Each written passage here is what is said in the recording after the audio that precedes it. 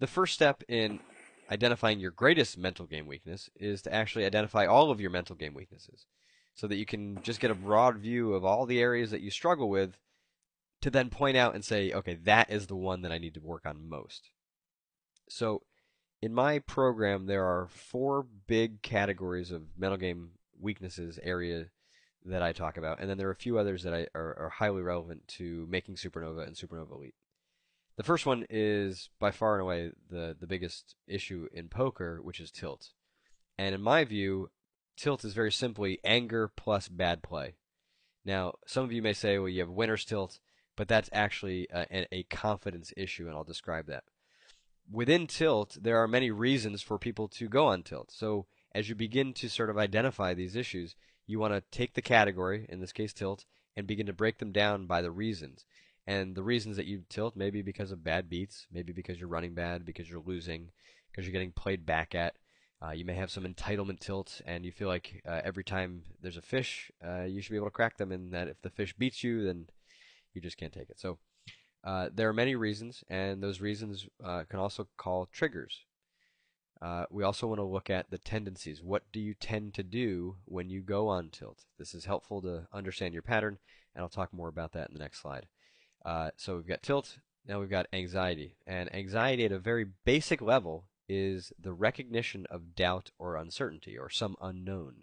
Now, you accumulate a lot of those on a lot of different levels for a lot of different reasons. That can include within poker, like you don't know what to do, and perhaps you don't know how to fix what you don't know what to do, which is part of the first video. So anxiety can kind of build on itself and turn into fear, but at a very basic level, we're just talking about doubt and uncertainty. So in breaking this down, what you want to begin to do is to look at what are the things that you are fearful about, that you're anxious about.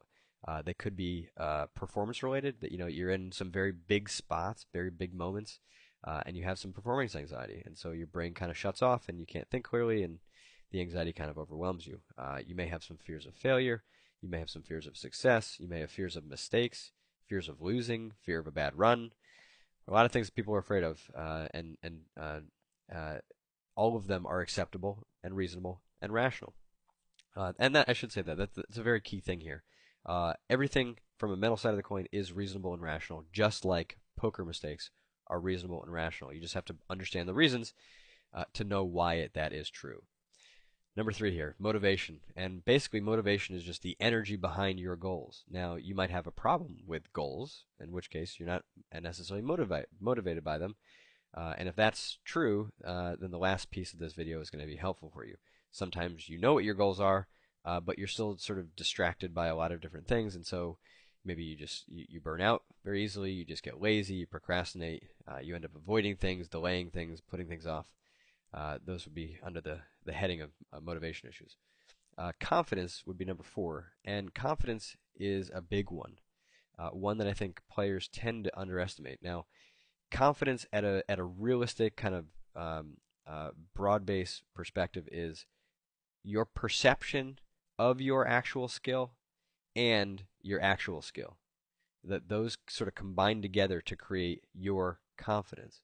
And so confidence sometimes can be exaggerated, right? You can be thinking too highly of your game, certainly fueled by perhaps some good variance, or you could be thinking too lowly of yourself and have a lot of low confidence, perhaps, again, fueled by bad variance. But in either way, right, the confidence really is just a sort of a measure of your actual ability combined with your perception of your actual ability. So when I talked about winner's tilt, I mean, winner's tilt is actually overconfidence. You've become so overconfident that you just start spewing money because you just feel like you can't lose, which of course is an exaggeration of the truth. Yes, in poker you are going to lose again. That's guaranteed.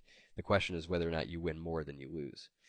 Now, these other 3 are very key to this. Now, focus is, of course, a big one. Now, I mean, there are hundreds of reasons why you could be distracted. It could be at the end of a long session. It could be the end of a day.